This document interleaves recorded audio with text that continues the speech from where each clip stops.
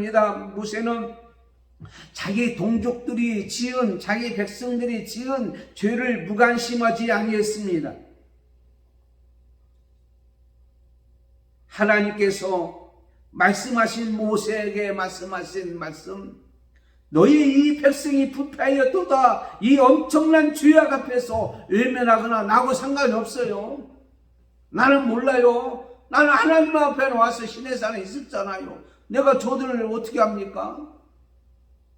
이런 방관하거나 무관심하지 않냐고 하나님의 진노를 그치고 그 뜻을 돌이켜달라고 하나님 앞에 어떻게 해요? 기도했다고 하는 사실이에요.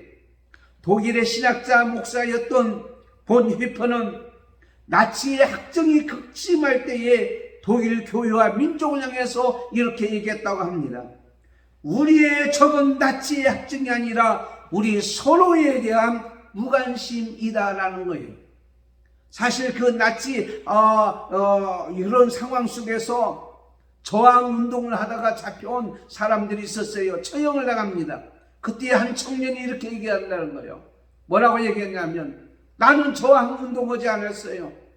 그런데 왜 나를 저항시킵니까? 처형시킵니까? 나는 너무 억울합니다. 나는 아무런 운동도 하지 않았어요. 그런데 왜 나를 죽입니까? 그때 옆에 있는 저항운동가가 이렇게 얘기합니다. 여보시오, 당신의 잘못은 저항운동을 안 한 것입니다. 당신은 아무것도 하지 않았다는 것, 그것으로 주고받아갑니다. 전쟁은 5년이나 계속되었고 수많은 사람들이 피를 흘리고 도시가 파괴되고 조국과 민족이 멸망 직전에 놓였는데 도대체 당신은 아무 일도 하지 않았다는 것이 과연 말이 됩니까? 빈둥거리며 아까운 시간을 그냥 흘려버리는 것이 큰 죄라는 사실입니다. 지금 코로나 시대에 과연 우리는 어떻습니까? 하나님에 대해서 관심이 있습니까? 교회에 대해서 관심이 있습니까? 우리에게 맡겨준 사명에 대해서 관심이 얼마나 있습니까?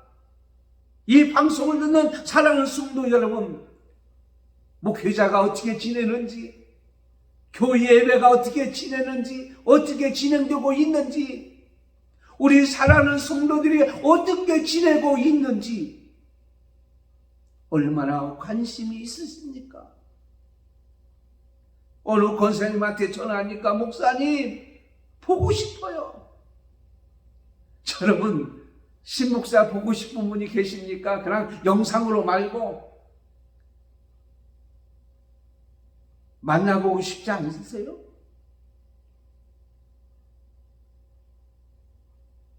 무관심은 불법이며 분명히 부도덕한 그러한 것입니다. 여러분, 모세는 자기 동족이 저지른 죄에 대해서 무관심하지 않냐고 그런 하나님 앞에 기도했다는 사실을 김동원 목사님이 쓴 책 평화하면 평안하다, 평화하면 평안하다, 그 책 속에서 어떤 며느리가 예수를 믿게 되었어요. 제사를 못 드리게 하는 거예요.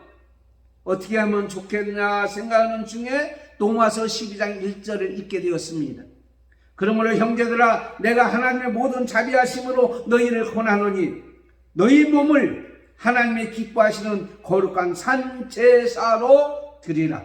이는 너희가 지를 영적 예배니라.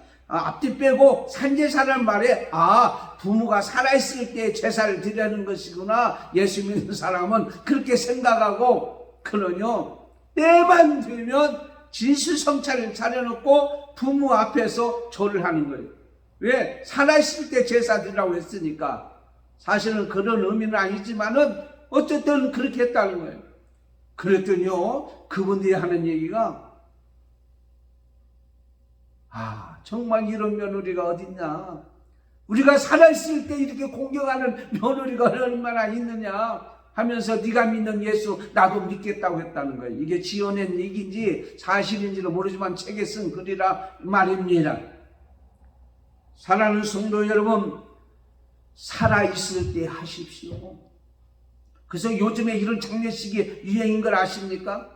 뭐냐면 장례식, 그분이 돌아가실 직전 살아있을 때 장례식을 치러서 그동안 만났던 사람이 와서 조문하게 된다는 거예요.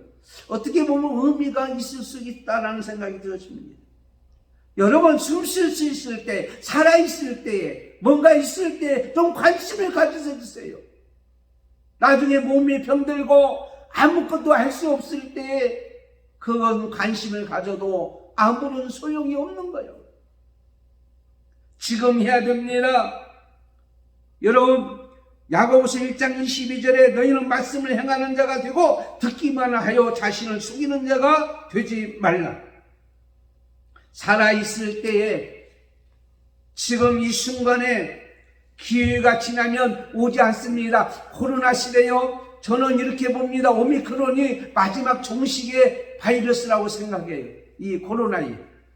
어느덧 지금 3만 명이 넘게 되는데 어느 정도 가면 우리는 감기와 같이 그렇게 살 수밖에 없는 거예요. 그때는 우리는 모든 성도가 하나님 앞에 나오잖아요. 그런데 지금 오미크론이 이렇게 있을 때 더 하나님 앞에 관심을 가주세요. 더 기도하세요. 좀 맡겨준 일에 좀 어떤 일을 행하세요. 그러면 나도 힘들고 어려울 때 관심을 가졌노라, 자신감이 있잖아요. 그게 내 어떤 신념이라고 볼 수 있지만 그렇다고 보지 않습니다. 나도 어려울 때, 힘들 때에, 정말 고통스러울 때에 나는 가만히 있지를 않았다. 이 방송을 듣거나 오늘 예배하는 성도 여러분, 이 코로나 시대에 나는 하나님 앞에서 가만히 아무것도 하지 아니했다. 그런 성도가 하나도 없기를 축원합니다. 뭔가 좀 하십시오. 하나님 앞에 기도할 때 여러분의 기도는 능력이 있는 줄 믿습니다. 도정한 시인의 시 중에 누구나 꽃이라는 시집에서 따뜻하게 안아주세요라는 내용의 시가 있습니다. 우리는 누군가 나를 정말로 포근히 안아주기를 원한다. 편안하게 진심으로 따뜻하게 사랑해 주기를 원한다. 그런 마음으로 안아주는 사람이 곁에 있기를 원한다. 여자만 그런 것이 아니라 남자도 그렇습니다.